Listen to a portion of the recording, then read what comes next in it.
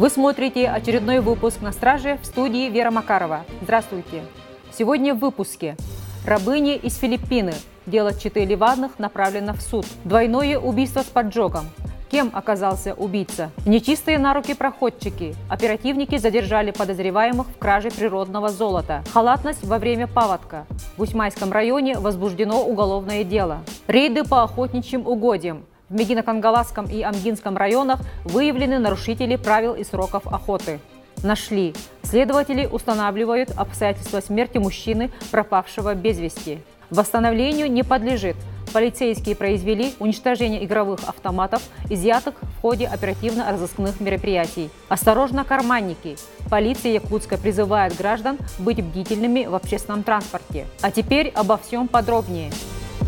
За совершение преступлений в отношении гражданки Республики Филиппины предстанут перед судом бывший заместитель начальника отдела экономической безопасности и противодействия коррупции полиции города Якутска Александр Ливадный и его супруга. Данное преступление вызвало широкий общественный резонанс в республике. По данным следствия, в период с января 2013 по февраль 2017 года обвиняемая, являясь стороной, принимающей иностранных граждан в Российской Федерации, создала условия для незаконного пребывания в городе Якутске 16 гражданок Республики Филиппины. Женщина, заведомо зная об отсутствии у них по месту пребывания на территории Российской Федерации регистрации, а именно в городе Якутске, приискала, а затем разместила их в жилых помещениях. При этом она подыскивала для них клиентов для уборки помещений. В феврале 2017 года между обвиняемой и одной из иностранных работниц сложилась конфликтная ситуация в связи с уходом девушки в другую клининговую компанию. Однако обвиняемая с этим не согласилась и решила вернуть ответственную работницу к себе на прежнее место работы. 10 февраля минувшего года обвиняемая посредством переписки в мобильном приложении, угрожая потерпевшей негативными последствиями за нарушение миграционного законодательства, под видом оказания ей содействия, выманила девушку из квартиры, в которой та находилась, работая в компании конкурентов. А в последующем обвиняемая при поддержке мужа полицейского, действуя совместно с ним, доставила девушку в квартиру своей знакомой, где потерпевшая удерживалась на протяжении 2 дней. Ночью 12 февраля 2017 года девушка с целью освобождения от незаконного лишения свободы спрыгнула на землю через окно квартиры, находящейся на 1-м этаже дома, при этом получила множественные травмы. После на попутном автомобиле добралась до места жительства знакомой семьи, хозяин которой вызвал сотрудников полиции. После получения сообщения от знакомой о побеге, обвиняемые предположили, что единственное место, куда она могла направиться – семья, с которой девушка тесно общалась. По прибытии к месту нахождения потерпевшей, обвиняемые проникли внутрь, так как хозяин, полагая, что по его вызову прибыли полицейские, впустил их в дом для разбирательства. Однако, после требований о выдаче потерпевшей, хозяин жилища попросил обвиняемых покинуть квартиру. При этом высокопоставленный полицейский попытался силой проникнуть внутрь, но хозяин вытолкал его за дверь. В ходе расследования уголовного дела обвиняемые вину не признали, однако следствием собрано достаточное количество доказательств их виновности, которые легли в основу обвинительного заключения. Сотрудниками оперативно-розыскной части собственной безопасности МВД по Республике Саха-Якутия в ходе расследования уголовного дела проведена служебная проверка, по результатам которой полицейский уволен из органов внутренних дел. 15 мая текущего года материалы уголовного дела направлены в суд для рассмотрения по существу. 23 ноября 2017 года в городе Нерюнгри было совершено двойное убийство. Как установило следствие, обвиняемый приехал из Забайкальского края. В этот день он, находясь в состоянии алкогольного опьянения, имея давнюю личную неприязнь к сожителю своей умершей матери, решил совершить убийство путем поджога квартиры. В указанной квартире вместе с этим человеком проживала и его сожительница. После совместного распития алкоголя, дождавшись, когда хозяева уснут, обвиняемый поджег квартиру и покинул ее. Мужчина с женщиной скончались на месте преступления от отравления угарным газом. В ходе предварительного расследования установлено, что данный гражданин страдает психическим заболеванием и, согласно судебной психолого-психиатрической экспертизе, не мог осознавать фактический характер своих действий. Как сообщила пресс-служба прокуратуры республики, данное уголовное дело направлено в Верховный суд республики с постановлением о применении в отношении обвиняемого принудительной меры медицинского характера. Оперуполномоченный по борьбе с экономическими преступлениями и противодействию коррупции МВД Республики совместно с сотрудниками уголовного розыска полиции Аймеконского района на федеральной автодороге Колыма остановили микроавтобус, в котором находились пассажиры, работники одного из золотодобывающих предприятий. В ходе личного досмотра багажа 3 мужчин были обнаружены изъятый сверток, 3 полиэтиленовых пакета и алюминиевый бутылек, в которых находились крупицы металла желтого цвета. По результатам проведенной экспертизы установлено, что изъятый металл является природным золотом общим весом около 800 грамм. Выяснилось, что 3 мужчин в возрасте 40, 36 и 30 лет, проживающих в разных регионах России, являясь проходчиками одного из участков, в течение нескольких месяцев тайно похищали природное золото. По окончании 3-месячных работ вахтовым методом они решили вывести похищенное золото с целью реализации за пределами Якутии. Общий ущерб, причиненный предприятию, составил более 2 миллионов рублей. В отношении задержанных возбуждены уголовные дела по статье «Кража». Следственными органами возбуждено уголовное дело по статье «Халатность» в отношении должностных лиц 3 муниципальных образований Усьмайского района. По данным следствия, ночью 9 мая текущего года на реке Алдан, проходящей по территории Усть-Майского района Якутии, начались подвижки льда. При этом возникла вероятность образования заторов в районе населенных пунктов Ижанцы, Эльдикан, Кюбцы и дальнейшего их подтопления. 10 мая текущего года исполняющим обязанности главы Усть-Майского района введен режим повышенной готовности. При этом отражен алгоритм действий должностных лиц муниципальных образований, направленный на принятие экстренных мер по ликвидации возникновения возможных чрезвычайных ситуаций.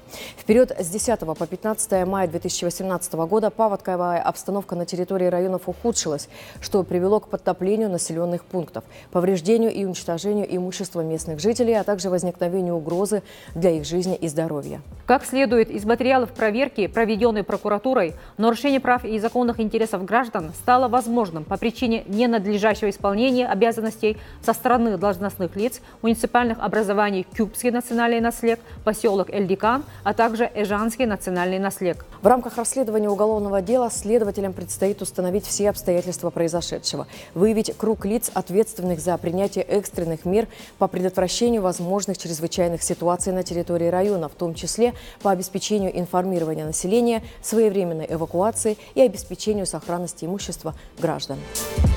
С началом периода весенней охоты на водоплавающую и боровую дичь на территории Мегино-Кангаласского и Амгинского районов проведено совместное патрульное рейдовое профилактическое мероприятие территориального управления Росгвардии и Министерства охраны природы по Республике Саха-Якутия. Целью рейда было выявление фактов нарушения правил охоты, порядка ношения и хранения оружия. Патрулированием с использованием воздушного судна территориального управления Росгвардии Ми-8 охвачено более 700 километров охотничьих угодий, где проверено 47 человек, производивших охоту на труднодоступных участках. По итогам проверок составлено 4 административных протокола за нарушение правил и сроков охоты, 3 протокола за нарушение порядка ношения и хранения оружия. Изъято 4 ствола огнестрельного оружия. В ходе рейда в Амгинском районе оперативной группой возле одной из охотничьих избушек обнаружены остатки мяса и внутренности лося.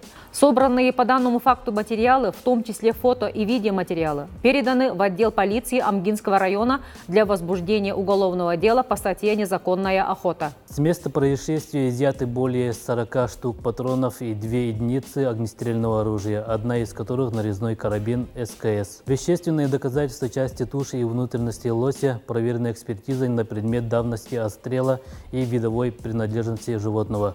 Кроме этого, в леднике сарая, расположенном на этом же участке, обнаружены и изъяты 29 уток, в том числе 9 самок, охота на которых запрещена. Одна изъятая особь является занесенной в Международную Красную книгу. В городе Якутске в районе улицы 2 Пристанская в водоеме обнаружено тело мужчины. Сообщение об обнаружении поступило от местных жителей.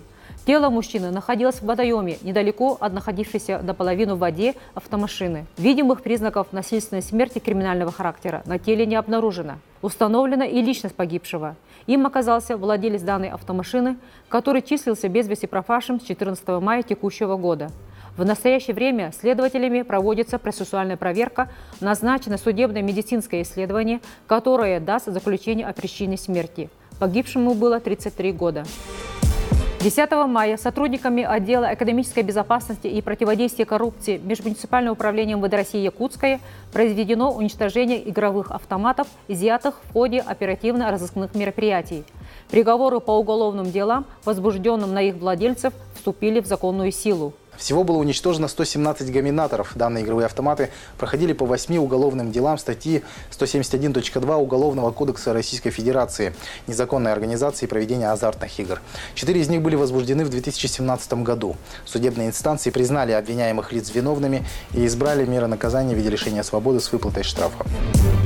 7 мая около 6 часов вечера в полицию обратилась жительница Якутска и сообщила о краже смартфона в маршрутном автобусе номер 8. По словам женщины, транспорт был заполнен людьми, а мобильный телефон она при выходе перед оплатой проезда положила в карман куртки. Когда потерпевшая вышла из автобуса, смартфона не обнаружила и сразу же сообщила в полицию. За совершение данного преступления оперативниками установлен подозреваемый, ранее судимый за причинение тяжкого вреда здоровью 31-летний уроженец Вилюйского района.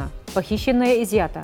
По данному факту возбуждено уголовное дело по статье «Кража». Полиция призывает граждан быть бдительными в общественном транспорте и в местах скопления народа. Уважаемые жители и гости столицы, уберечься от воров-карманников возможно, если вы будете внимательны в переполненном транспорте при посещении магазинов или других многолюдных мест. При этом следует соблюдать несколько несложных правил. Обратите внимание на то, чтобы портмоне или кошельки не выделялись из одежды и тем самым не привлекали к себе внимания. Очень надежный способ хранения – нагрудные кошельки, так как в этих случаях карманникам не удастся действовать незаметно. Следите за тем, чтобы ваша сумка была застегнута. В многолюдном месте прижимайте ее к себе. Никогда не кладите сумку с деньгами в тележку для покупок. Не храните в кошельке записку с пин-кодом от кредитной карты и уж тем более не указывайте его на самой карте. Обращайте внимание на людей, которые пытаются подойти к вам поближе, встают сзади или сбоку. Выходя из дома, загляните в свой кошелек и подсчитайте, какой суммой денег вы располагаете. Не стоит брать с собой лишние денежные средства. Не пересчитывайте содержимое кошелька публично. Если все же карманнику удалось похитить ваше имущество, то вам необходимо запомнить приметы внешности злоумышленников, в каком направлении скрылся преступник. Незамедлительно сообщите о случившемся в органы внутренних дел, дождаться на месте прибытия сотрудников полиции. Гарантией успеха раскрытия преступления является своевременное обращение в органы полиции, а также наиболее точное и полное описание внешности преступника. Будьте бдительны и соблюдайте элементарные правила безопасности. Принимайте все необходимые меры для сохранности своего имущества. На этом наш выпуск завершен. Вы смотрели итоговый обзор «На страже». С вами была Вера Макарова. И помните, за каждое преступление наступит наказание.